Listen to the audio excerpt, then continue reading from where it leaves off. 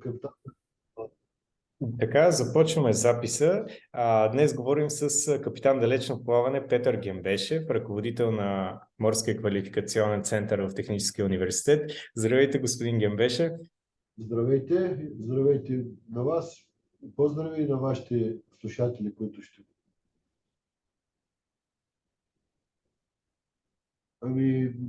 Накратко да ви представя нашия център, Морски център за квалификация и изследвания към Техническия университет Варна. Имам честта да съм негов ръководител, като основно центъра се занимава с поддържане на младите хора, тяхното обучение, по време на тяхното обучение, съответно и вече след като завършат обучението, центъра за преквалификация също се занимава с студенти, млади хора.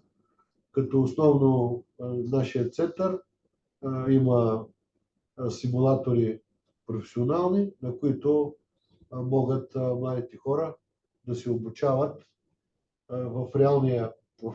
за реалната работа, която след време ще срещнат, като тук им даваме възможност много по-детайлно и много по-подробно да могат да се справят с най-различни ситуации при спешност, при аварии, които на реално, нали, по корабите е много трудно, нали, това нещо да се имитира, да се направи, а също и това пък води до много загуби, ако такъв инцидент стане. Това е с 2-3 думи, но готов съм да отговоря на вашите въпроси за бъдещето на младите хора, съответно какво могат те да получат от Техническия университет Варна за тяхната бъдеща кариера. Да, преди да стигнем до младите хора, може ли да разкажете за вашето образование и кариерен път? Да, естествено. Завършил съм в Бургас техникум по морски и океански риболов. На времето тази структура вече не съществува, но оттам доста опит набрах в корабоводенето, след което завърших Морско училище Варна, Никола Вапцаров, с специалност корабоводене.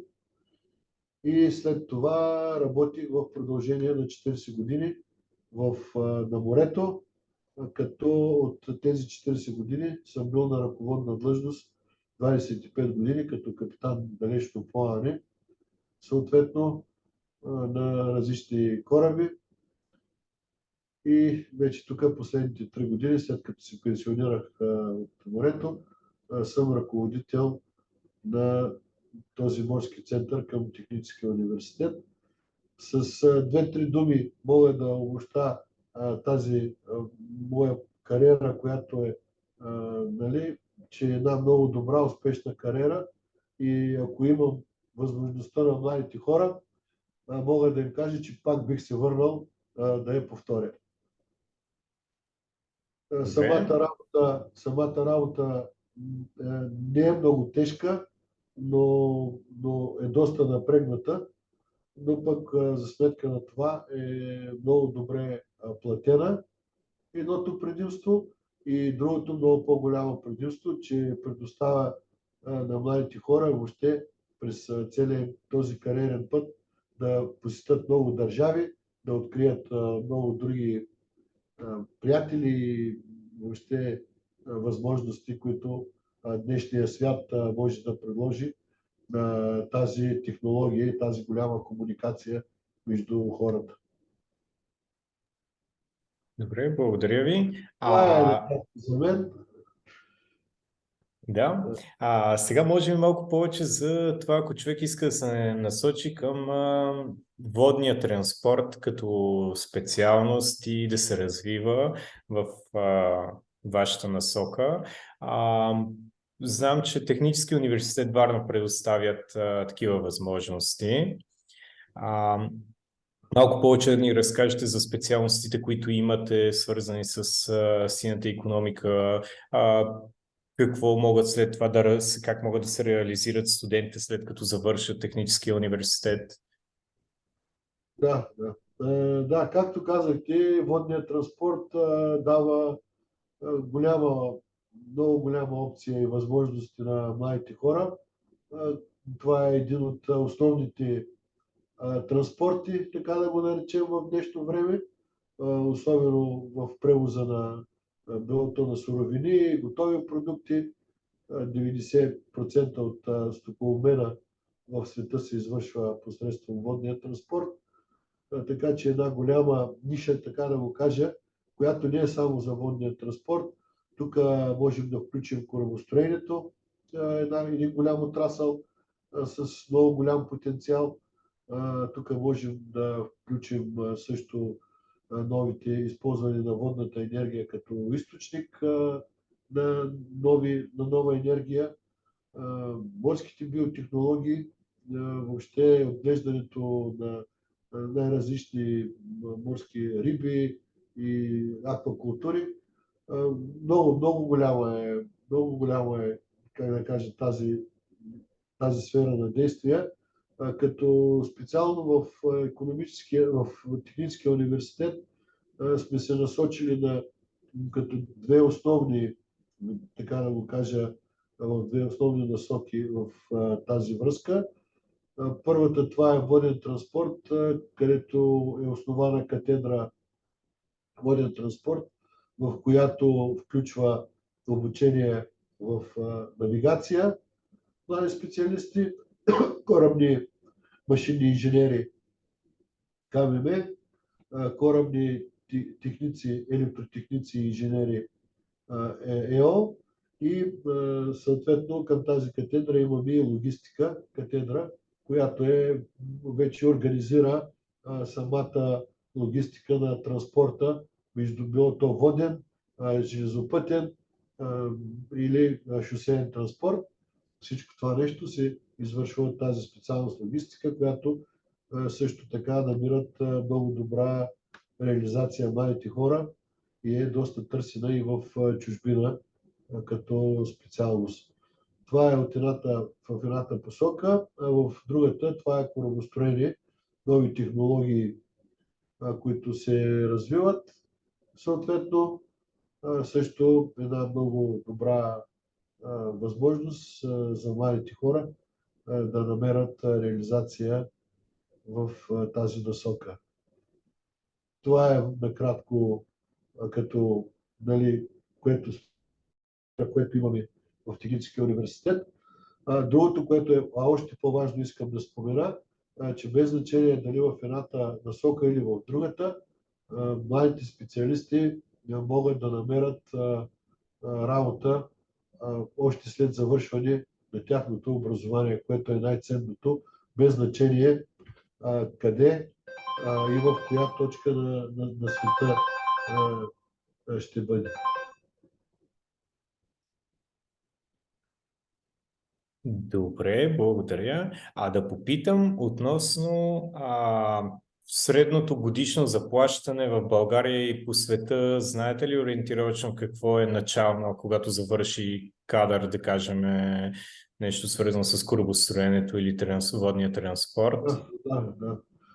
Основно заплащането на млади специалисти в водния транспорт, които са в чужбина, които се реализират,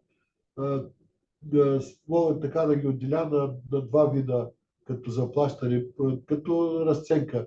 Във водния транспорт, които се качват по кораби да пътуват, като било то млади специалисти, механици, капитани, нали, помощници, започва стартова заплата между 3 и 4 хиляди евро, а другите специалности, които работят по брега, като било то логистика, корабостроение, започват с една средна заплата около 2000 евро, като вече оттам нататък по стълбата там няма лимит. Имам колеги, примерно, които получават в момента заплата като капитан на кораб газовоз LNG. Това е кораб специализиран за превоз на метан. В момента заплатата месечната е $27,000. Така че в тази граница там няма, същото е и в корабостроението. Имаме вече наши кадри, които работят в чужбина за много големи корабостроителни компании, където на един добър вече специалист изграден, възнаграждението е около 15,000 евро на месец. Така че виждате, рамките и възможностите са много големи. Вече стигат самите млади хора да имат желание да се включат към тази синя кариера, да го наречем. Да, звучи наистина доста обещаващо, така доста добре. Знаем, че в Европа като цяло има много голям глад на работни позиции. В България има ли също така търсене? В България същото е положението. Единствено в България, като разлика между Европа, Западна Европа, големите фирми, за които говорим, единственото в това, че още тук нямаме толкова много фирми големи развити във водния транспорт. Едната фирма в момента голяма, това е параходство Български морски флот, където взимат кадри, като заплащането е абсолютно същото на стартиращите млади специалисти. Говорим в порядъка на $2-3 000, $3-4 извинявам се, като стартови заплати. И вече в корабостроението и в кораборемонта пак същата ставка, около един инженер начално млад между 2 и 3 хиляди лева като стартираща заплата. Но пак ви казвам, границите като се изгради като един добър специалист нямат лимит. Така че също и тук, но тук просто търсенето е много по-малко, в сравнение с големите водещи фирми в воден транспорт, имам предвид, така че малка част е все още. Добре. Да ни разкажете по-конкретно за квалификационния център, какво се занимавате, Вие споменахте в началото, че представяте ситуации, които са много наподобяват реалните ситуации в корабите за специалистите. Такъв център, доколкото знам, това е уникален, няма такъв център в друго подобен център в страната, нали така? Да, на този етап няма такъв център. Съответно, основно ние сме насочени към обучението, но не само това, а и към такива изследвания. Имаме няколко такива проекти направени тук при нас. Единият беше при инцидента с Верасу. Предполагам, спечели и така горе-долу, знаете историята.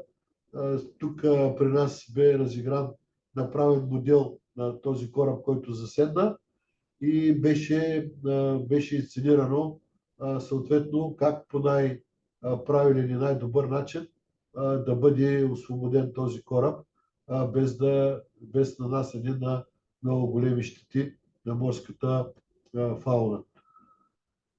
Така че това беше един уникален който това вече поради там технически причини точно не се изпълни този проект, но това не зависи от нас. Ние не можем вече тук си има самото законодателство, което влиза в сила и не можем да действаме на тази част.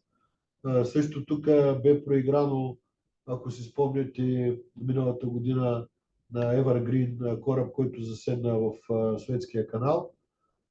Също бе проиграно как този кораб може по най-лесен начин да бъде освободен, с какво трябва, какво трябва средства какво трябва да се приложат. Така че доста са още и други проекти. Дистанционно работим съответно за навигация, кораби, маневра на Карибските острови. Така че постоянно, нали, съответно, използваме този симулатор, който имаме наличен за такива научни изследвания. Добре. Искам да ви попитам какво бихте посъветвали младите хора, които са тепърва, предстои да се ориентират кариерно и още се колебаят в коя посока да продължат своето образование, стажове, работа? Ами, на младите хора горещо бих им препоръчал да се ориентират към водния транспорт. Казах ви, това е една неизчерпаема възможност, която предоставя водния транспорт. Това не е, нали, тук не слагам само, че трябва да задължително да се работи на кораб, на море и на сушата също, самата логистика, самите фирми, които обслужват съответно корабите. Тук може да включите корабното агентиране, може да се включи самото също корабно опериране, операторите, които съответно доставят товарите на корабите, товарят и така нататък. Всичката тази логистика е за милиарди, нали, като средства, така че това е една наистина реална възможност и горещо им препоръчвам на тези, които имат желание, да намерят, нали, начин и да последват тази професия. Гарантирам им, ще останат много доволни.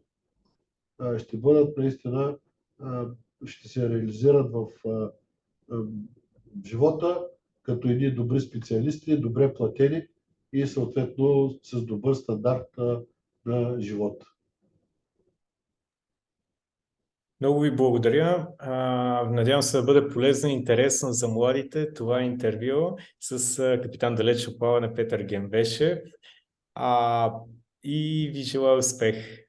Аз също много се радвам, че по някакъв начин мога да допринеса за младите хора. Също и вие сте добре дошли в нашия център да видите нашите нови симулатори, които имаме, и бъдещето е пред нас. Надяваме се все още и все повече да развиваме тази дейност. Благодаря ви за възможността, която ми предоставихте да участвам. И аз ви благодаря. Приключвам